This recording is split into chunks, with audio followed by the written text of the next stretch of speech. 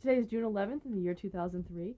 I'm Karen Herman with the Archive of American Television, and it is my great pleasure to be interviewing Lee Mendelson at his home in Northern California. Okay, we're going to start. I would like to take a little time and talk about your early years and influences. And our first question is, what was your name at birth? My name at birth was Leland Maurice Mendelson. And I think Leland might have been after Leland Stanford, I'm not sure. Maurice, nobody in the family knows where that came from. Did you have any nicknames growing up? No, when I was in grammar school, they called me Jiminy Cricket. Pinocchio had just come out, and I was very short, so I had an early identification with cartoons. Yeah, that was my nickname. Or Mendy has still been nickname. When were you born? March 24th, 1933. Where? In San Francisco. I was a third-generation San Franciscan. Is that where you grew up? Yeah, and I guess it was my great-grandfather came here in 1851, I guess, during the gold rush. And it turns out that my partner, Bill Melendez, and my animator, his great-great-grandfather was also in San Francisco in 1851 selling mules to the miners, so maybe our great-grandparents knew each other, I'm not sure. But we don't know where the name Maurice came from. That's still a mystery. What was your father's name? Palmer, Palmer. What did he do? He was in the produce business. They were growers and shippers of all kinds of produce that went in car lot shipments to all the big chain stores across the country. In fact, I worked there for a while after I got out of the Air Force, so I was a producer of fruits and vegetables before I got into this. And your mother's name? Jeanette. And they were both, of course, native San Franciscans as well. Did she work? No, she was just a housewife, as I recall. She did a lot of charity work, but she never worked. This was back in the 30s during the Depression. And the week I was born, give or take 10 days, Hitler became Chancellor of Germany and Franklin Roosevelt was inaugurated president. So three famous people were either born or moving up in the world at the same time. Did you have any sisters or brothers? No. I used to say my brother was an only child, but it confused people, so I don't say that anymore. What were your hobbies growing up? I don't know if you'd call it a hobby, but I was fascinated by radio. And in the 30s, you had all the wonderful radio shows, the afternoon kid shows like Little Orphan Annie and Jack Armstrong and all. And I think I was glued to the radio. And at nighttime, all the great Jack Benny, George Burns type of shows. And I remember in 1940, my folks took me to Hollywood, and the Hollywood and Vine, Sunset and Vine was where a lot of the recording, where they recorded a lot of the radio shows. And I was 7 years old, but I was just fascinated to see in person all these people that I had listened to. So I was glued to the radio, and I guess that was my biggest hobby. I can't remember any others because I didn't start golf or tennis till later on. Oh, stamp collecting. That's right. I did collect stamps with my dad. Were you interested in drawing at all, or? No, I can't even draw a straight line. Never had any. I was fascinated by the comic strips always. I was a big fan of comic strips and radio, and those probably led to my interest in other things as the years went by. Growing up, what were your favorite comic strips? Dick Tracy. Well, it's funny. We did a couple of shows over the years called The Fabulous Funnies, and I ended up meeting all the cartoonists, all the famous cartoonists who I had read as a child. Al Cap with Little Abner, and Hal Foster with Prince Valiant, and Rube Goldberg. And we met, over the years I guess we met 50 of the top 60 cartoonists who ever lived. So, of course, Peanuts didn't start till 1950. So. But I started reading. It was in the Chronicle here in San Francisco, so I started reading it very early. It was one of the first papers that it was in. So I liked all the comics. And so the combination of reading the comics and listening to radio shows with all the great comic characters obviously got into my soul somewhere along the way. What did you want to be when you grew up? I don't think I had any particular goals. I took Latin for 5 years, and I could never find out why. I don't remember why I took it. I don't know what the reason was, unless maybe I thought I was going to be a doctor or a lawyer. I really had no ambitions until I got to college, and then I thought I might want to be a writer, and I started taking writing courses. And there was a famous author by the name of Wallace Stegner who was teaching there, a great writer of Western fiction. And so it wasn't really until college that I really started thinking what I might want to do. What high school did you attend? San Mateo High, right down the road here. Another interesting thing about San Mateo High is Merv Griffin went there, and Cal Tjader, the great jazz man, went there, and Chris Christopherson, the great songwriter, and the gal who was in Clueless went there. And it's just funny, so many of us came. Barry Bostwick, who played the mayor on Spin City. Um, it's just strange that about 7 or 8 people who went into show business came from this little high school in San Mateo, which is about a half an hour south of San Francisco. Did it have a good theater department? Not particularly, no. That's what's so strange about it, that we would all come out of that particular thing. And no, there was no particular, I don't even remember doing any plays there, which is interesting. So by the time I got to Stanford, then I wanted to write, and I wrote a one-act play that they produced there, and that's really when I first started thinking about writing.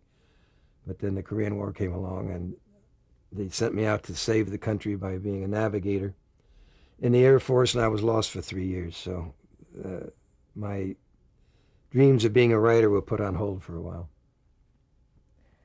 When were you discharged from Korea? 1957. We were in the Air Defense Command, and then I worked for my dad for 3 or 4 years, and then that's when I went to KPIX after that. Remember the year? Television. Pardon me? Do you remember the year you went to KPIX? Yeah, 1961. I really enjoyed the produce business, and it's kind of like the stock market, only with fruits and vegetables, because you have rolling carts of stuff you have to sell, and it's kind of a dynamic business, the whole growing thing.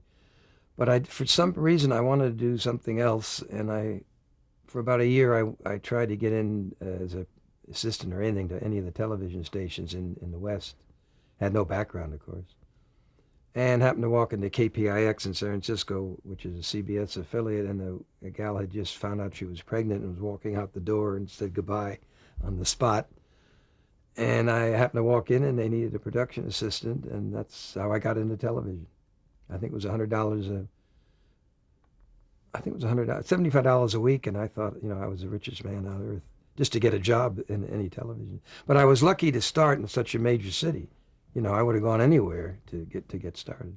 Just happened to be a good break. Do you remember the first time you saw television? Yeah. It was in the late 1940s. In those days in San Mateo, there might be one television set for every 30 homes. They were very rare. And I went over, and it was a little screen about this big, and it was up here, and we all just stared at it. We were mesmerized. It was Texaco Star Theater with Milton Berle, of course. And we were just fascinated because we didn't know, where did this picture come from? And I had no thought at that moment that I ever would be in television, but I was mesmerized by the first sight of it. And in those days, we would just look at the test patterns if we had to. It was so exciting. So I would guess it was around 47 or 48, somewhere in there. I know I was still in high school.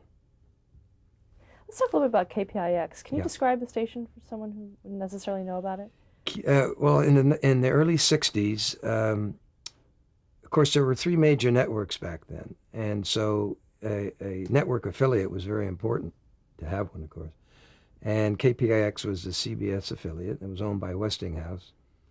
And I remember the first day when I went in there, they had a show called Marshall J. He was a cowboy host, and he had a Dalmatian dog, and I went to sit at my desk, and the dog came over and lifted his leg and peed all over me and the desk. And I remember somebody said, "Welcome to show business." That was my first day in television.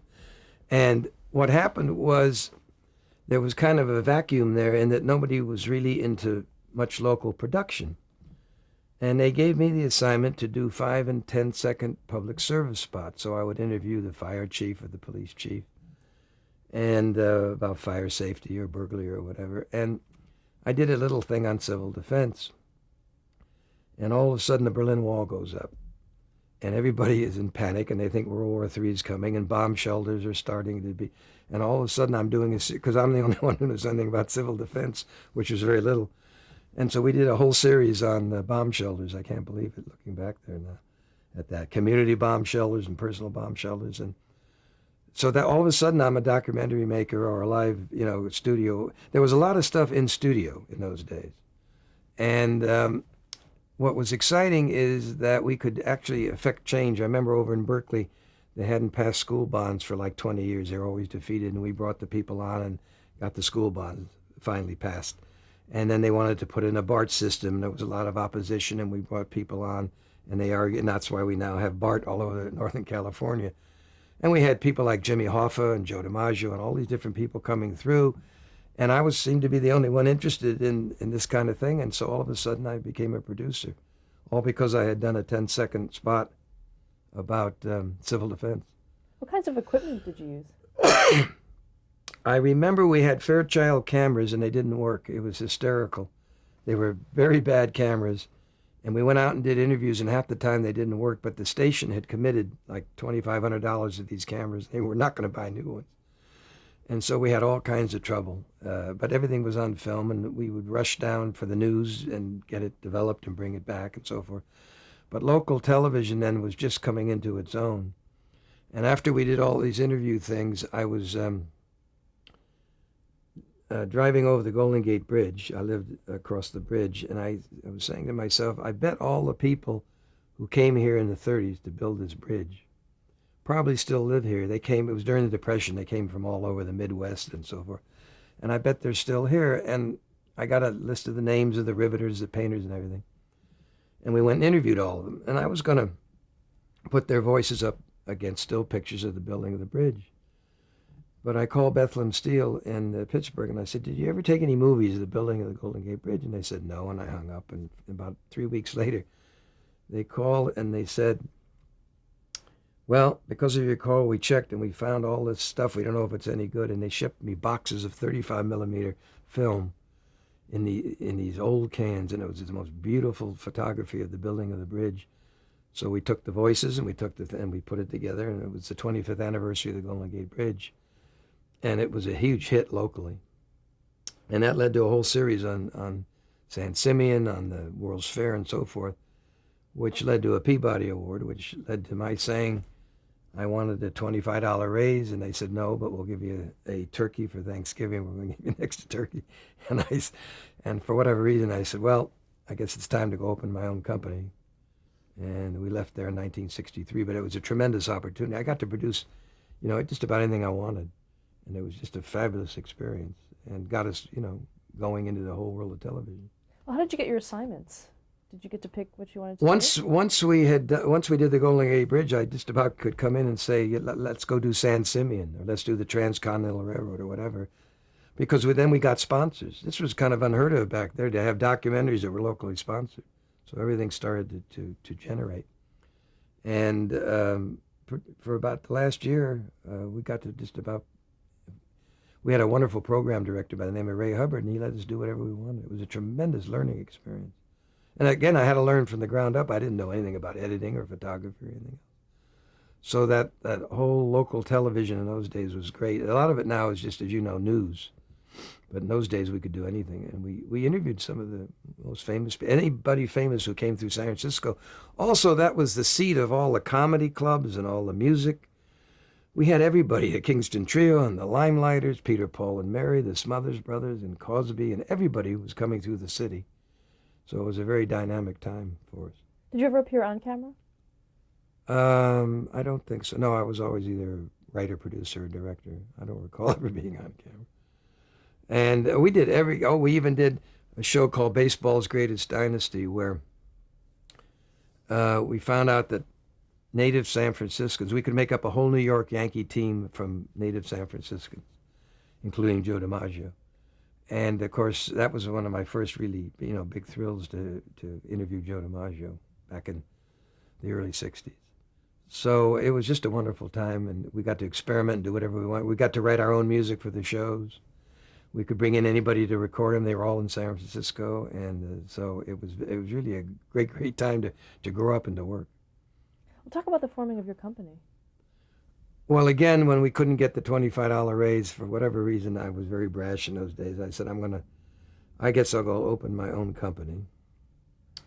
And we got a little place in Burlingame here. It was a hearing aid place, and it's probably as big as this room.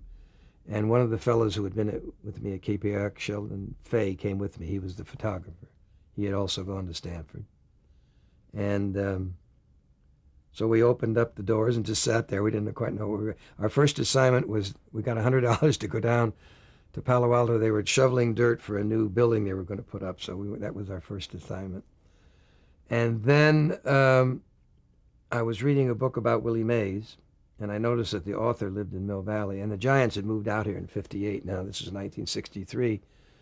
And being a baseball fan, always, I called Charlie Einstein, who was the writer, and I said that he had written 2 or 3 books on Mays. Do you think we might be able to follow Willie Mays around with a camera? Maybe we can do a show. And he said he talked to Willie, and all of a sudden we had a deal to go to do. Willie Mays in 1963 was an icon, still is, but particularly then.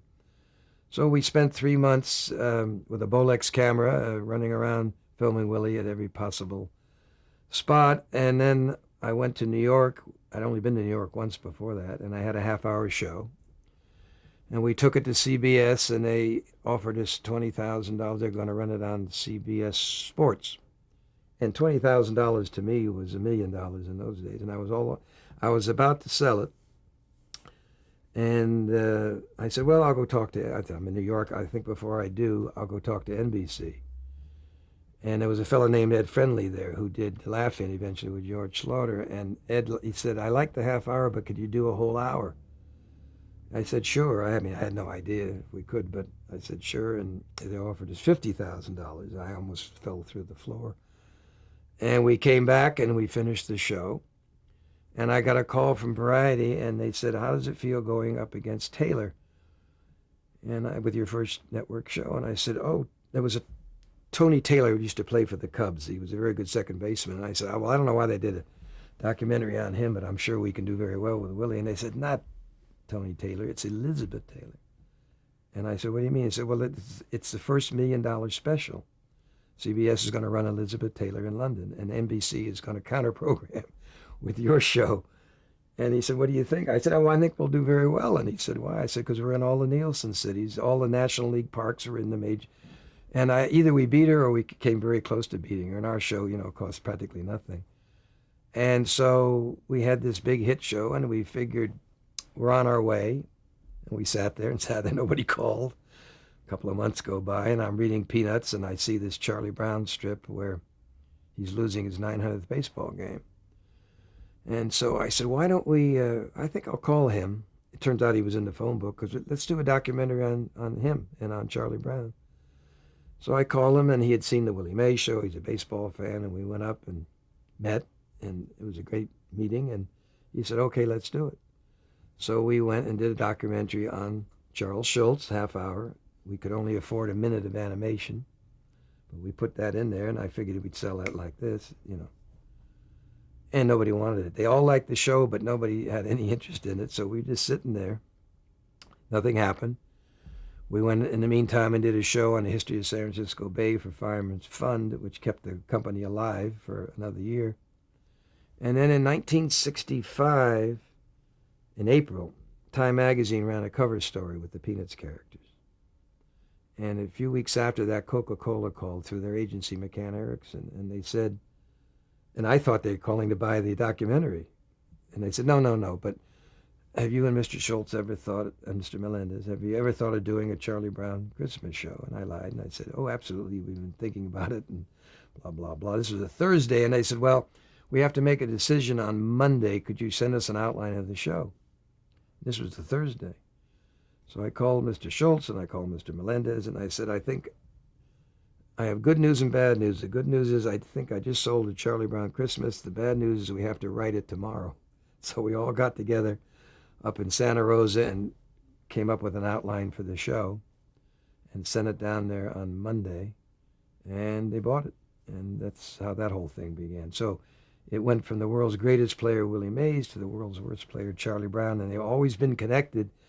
For instance, Willie Mays has been in the comic strip, was more than any other live person. I think he was in like 7 times in the Charlie Brown comic strip. So, because Linus, when he wanted to be a doctor, I remember he said he wanted to be the Willie Mays of medicine. So we've had this serendipity connection all these years between Willie and Sparky Schultz and Charlie Brown. Talk about that initial documentary. What were the elements of it? We just went up and filmed him drawing and talking about the characters and driving his kids to school and his philosophy of comic strip and comic strip art. And then we showed about a minute of animation. It was just a very folksy half hour. And How was that initial animation done? well, Bill Melendez had done the Charlie Brown commercials with Schultz 5 years before for the Falcon. They had used the characters and they had animated the characters and they'd used real kids' voices. And so he and Bill had some background in it. And so that's how we did 1 minute of animation. And we just thought this would sell right away. And of course, nobody bought it. A typical Charlie Brown. Not only we were turned down by all the networks and all the agencies, all of whom we knew now because of Willie Mays, and couldn't sell it. And yet 5 years later, when we put it on in an amended version, it won an Emmy Award. So you never know what's going to happen to a show in its evolution. And what was in that 1 minute of animation? We just took a couple of comic strips and animated them and used the same kids that they had used on the Falcon commercials a few years before. And again, we couldn't afford it. None of us had any money at that time to do any more.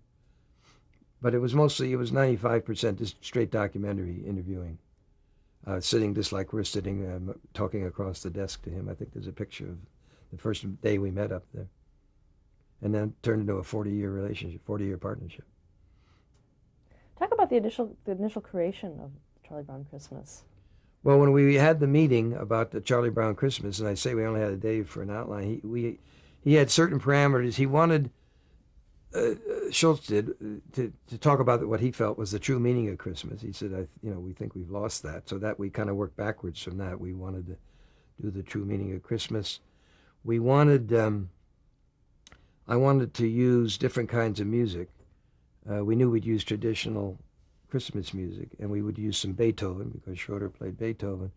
But when we did the documentary, we had hired a fellow named Vince Guaraldi to do the music on the documentary, and I thought it might be fun to use some of that music on the Christmas show. And we called Vince, and he wrote an opening title song for the show, and I thought maybe we should put some words on it, and I just scribbled some words down on an envelope. Christmas time is here, happiness, and so forth, and never thought much about it. And so the music became a mix of and I think the music was critical to its acceptance. And we thought of different elements about the Christmas tree and so forth and put it all down in the outline. And the outline pretty much is the way the show eventually evolved. And but I think that the Guaraldi music was crucial to its success because that was the first time a cartoon had used jazz, had used adult music. That raised it a certain level. And we did the outline in a couple hours and set it off, and that was it. We never thought that the song would become a Christmas standard, obviously. That just happened over the years to evolve. Talk about Vince Guaraldi personally and professionally. How was he to work with?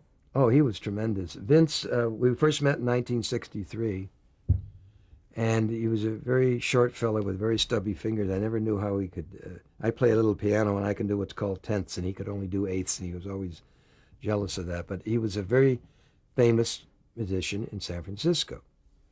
Not across the country, but he had written Cast Your Fate to the Wind, which I had heard and loved, and had won a Grammy.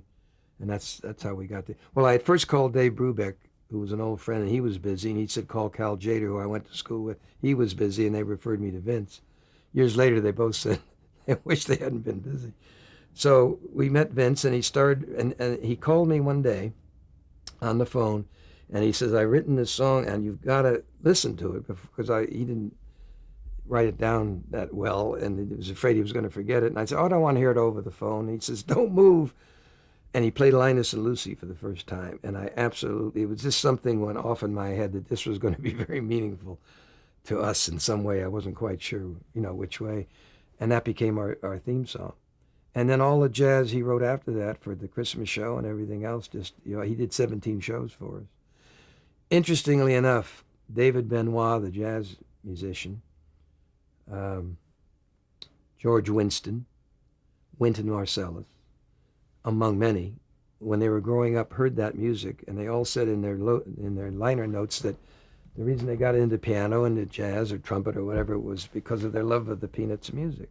And then 25 years later, they actually wrote music for some of our shows, which I thought was always fascinating, how that whole thing. But Vince was really fun to be with, and we had a great time until his untimely death. Now, how did he write the music? Do you know? Did he Just watch he the sat at the scenes? piano and he had people who could write it down. Oh, you mean for the shows? We would show him the storyboards and he'd come up with a theme. And he used to drive our animator crazy because he wouldn't finish. In jazz, you just kind of, taper off to the end. So we never had any endings. We always had to fade everything out. But yeah, he would look at the storyboards. He'd look at some of the animation, come up with different themes. He wrote wonderful music. And the albums, the music now, I guess we've sold almost 3 million albums with the different artists recording the music, his music. So it's been quite a big deal over the years. How would you describe that musical style that was used in the series? Just jazz, straight jazz. He never gave me any other appellation for it. Just jazz, and we usually did it with a trio, sometimes with a quartet, and it just seemed to fit the characters. And as I say, was probably, and Schultz felt the same thing. This was one of the really critical elements to its success. However, when we brought the Charlie Brown Christmas back to CBS, when it was finished, we all thought we had ruined Peanuts. It seemed very slow and it was too religious, blah, blah. We didn't know. And I went back with great fear to CBS and I showed it to them. It was a week before it was to go on the air. And they hated it. The two top people just hated it. They said, it's too slow and it's very religious. In those days, that was a big deal, back in the 60s. And it's not particularly fun. And I was just devastated, because I didn't think it was that good either. And the head guy there said, well, we're going to have to run it. It's scheduled, but unfortunately, there probably aren't going to be any more. And then they said, there's a guy from Time Magazine downstairs that wants to look at it. And they said, but we don't dare show it to him. We don't like it. I said, well, it's going to be worse if you don't show it to him.